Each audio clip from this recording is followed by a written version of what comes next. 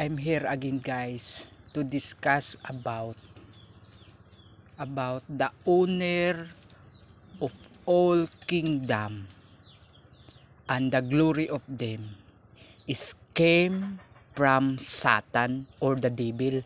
So that's our topic, guys. So I want you to observe this teaching and study, because this is essential to us, because all kingdoms and the glory of them is came from Satan. So listen carefully, guys, and observe this verse and chapter. So listen carefully, guys.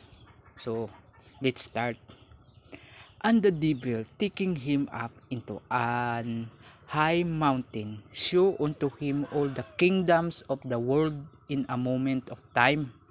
And the devil said unto him, All this power will I give thee, and the glory of them, for that is delivered unto me, and to whomsoever I will I give it. So observe wisely, guys. The devil said here in verse 6, And the devil said unto him, All this power will I give thee, and the glory of them, for that is delivered unto me, and to whomsoever I will I give it. So observe wisely, guys. All kingdoms and the glory of them, the owner of all kingdoms and the glory of them is came from Satan or the devil. So be careful, guys, because we don't know the blessing or the kingdoms we have is came from Satan. This is the reason, guys, why we walk away from the true salvation, because of wealth and riches or treasure of this world, because all kingdoms and the glory of them is came from Satan, according here in the Bible, not my own idea, guys. This is the Bible say. So observe wisely, because all kingdoms and the glory of them, so meaning to say, guys, all treasures of this world is came from Satan. So be careful, because this is a reason why we walk away from the true salvation, because of wealth and treasure of this world. We don't know this treasure. We don't know this treasure and wealth cover our eyes to the true salvation. So let's continue, guys. So verse 7, guys. If thou therefore wilt worship me, all shall be thine. And Jesus answered and said unto him, Get thee behind me, Satan, for it is written, Thou shalt worship the Lord thy God, and him only shalt thou serve. And he brought him to Jerusalem, and set him on a pinnacle of the temple, and said unto him, If thou be the Son of God, cast thyself down from hence, for it is written, He shall give his angels charge over thee to keep thee, and in their hands they shall bear thee up, lest at any time thou dash thy foot against a stone. And Jesus answering said unto him, It is said, Thou shalt not tempt the Lord thy God.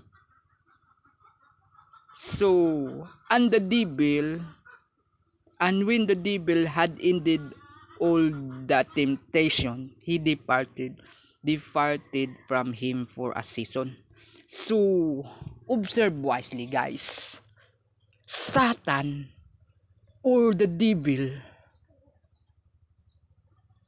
tried to steal the title of my Lord God Father Jesus Christ and dreaming himself, my Lord God Father Jesus Christ, bow and worship to him. But my Lord God Father Jesus Christ said, here in verse 12, and Jesus answering said unto him, it is said, thou shalt not tempt the Lord thy God. So, the Lord God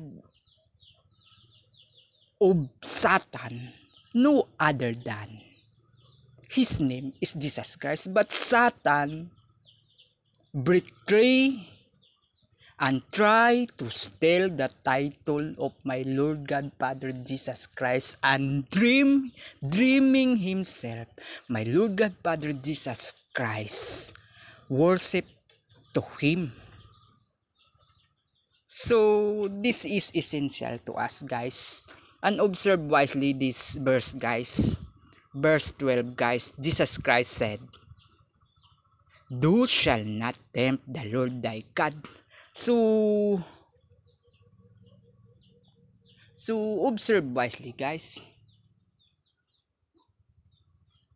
Satan or the devil tried to steal the title of my Lord God Father Jesus Christ and dreaming himself, my Lord God Father Jesus Christ, worship to him. So let's go back here guys in verse 7, verse 5 and verse 6. Because all kingdoms and the glory of them is came from Satan. So be careful the treasure of this world guys, the kingdom of this world and the glory of them is came from Satan. That's the reason guys, many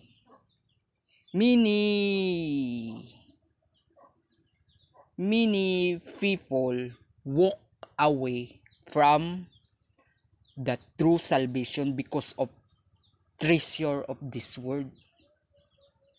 So